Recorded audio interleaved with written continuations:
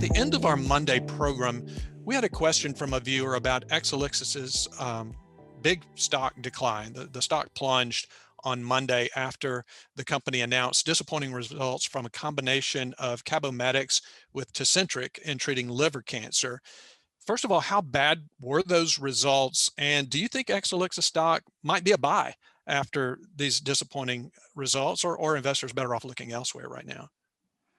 Yeah, in my quick scan on Monday, I didn't see anything too bad, but as often is the case with clinical trial results, the devil's often in the details.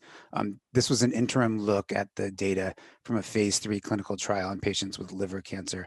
Exelixis is testing its drug Cabometyx combined with Roche's Tecentriq, which reduced the risk of progression or death by 37% compared to Bayer's Nexavar. That's definitely good news. But a closer read, 3/4 of the way through the first paragraph, it says, and I'm quoting here, based on the preliminary overall survival data, Exelixis anticipates that there's the low probability of reaching statistical significance at the time of final analysis is low. I guess I added a low somewhere in there. So that's definitely bad news. Delaying progression is good, but patients and their doctors ultimately care about living longer, and so being able to prove that it provides a benefit in overall survival is what doctors and their patients would really like to see.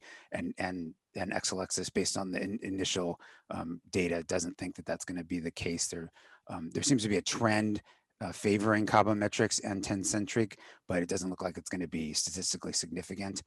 That isn't necessarily to say that Cabometyx plus Tecentriq doesn't work better than Nexavar. I suspect what happened is that the patients who progressed on Nexavar then went on to take another approved combination, possibly Tecentriq with Avastin, which Roche also sells, and that was approved last year.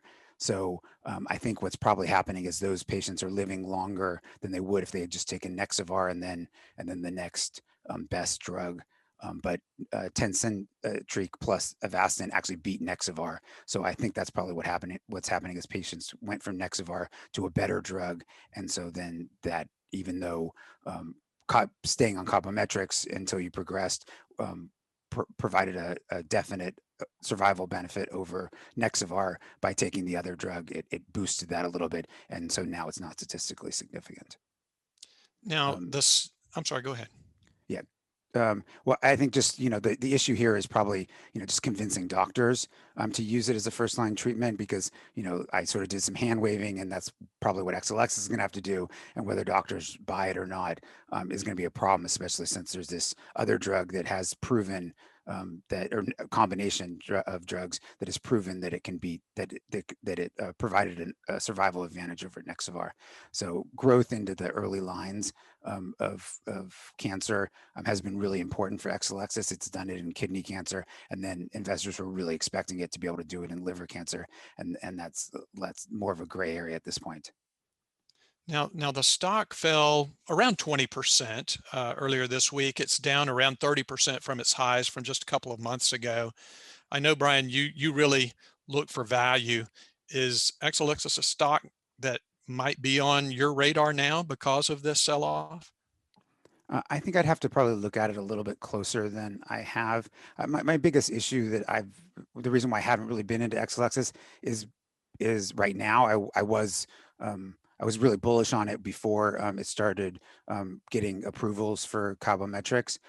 Was that there's a big gap between Cabometyx and its next pipeline drug, and so I'm worried about that gap in there and how the company's going to perform over that time frame, which is probably coming up pretty soon. I think Cabometyx is going to be sort of slowing growth, and then where does the next growth driver is still I don't know, in phase 1 or 2, and so it's going to be years before they have another drug on the market. And so that's been my biggest concern with Exelixis going forward over the medium term. Over the long term, they've started to build up a pipeline, and so they definitely have potential, but I tend to discount those early stage drugs until you get some decent data on them.